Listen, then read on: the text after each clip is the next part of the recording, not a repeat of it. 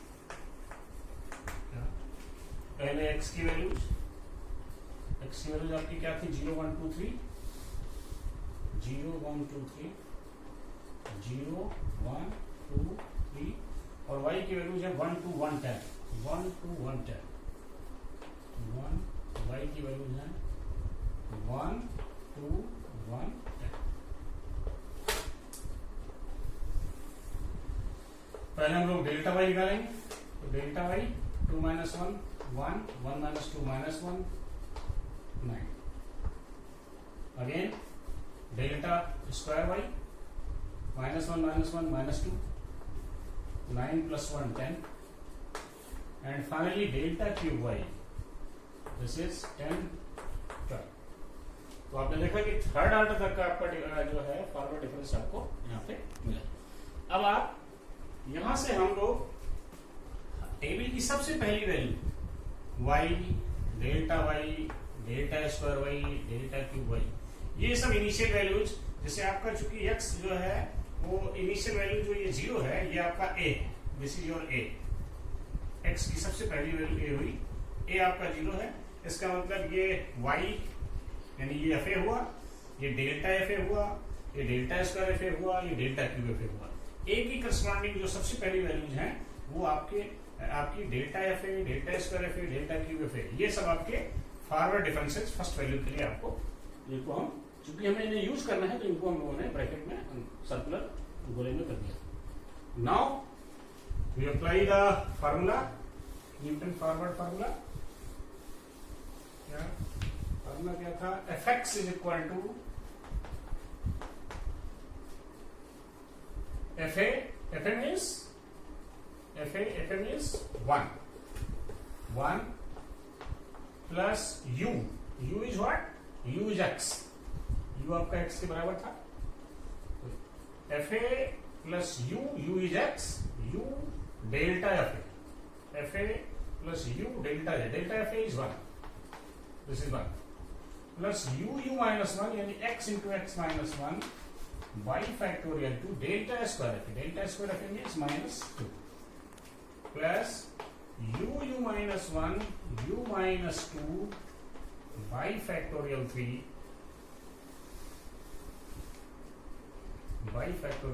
delta cube fa is 12 plus now this is यहीं पे आपकी ये रो खत्म हो जाएगी। अब आप उसको सिंप्लीफाई कर लीजिए, तो fx is equal to 1 plus X plus ये 2 से 2 आपका कट गया, तो ये हो गया आपका minus x square minus x यानी माइनस का एक्स स्क्वायर प्लस का एक्स,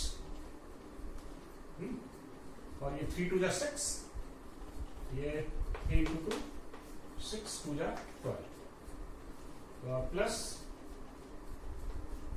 2 टाइम्स ये 2 टाइम्स इसको मल्टीप्लाई कर लें, ये क्या था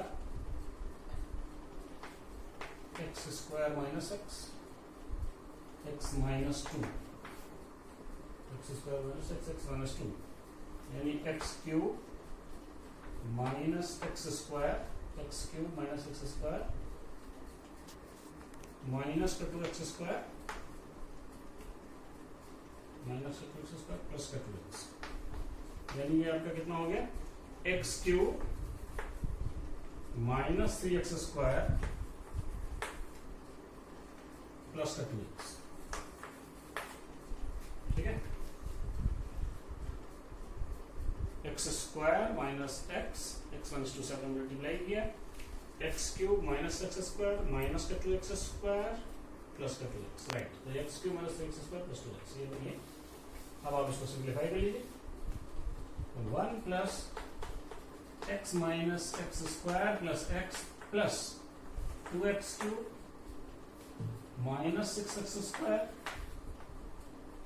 प्लस 4x,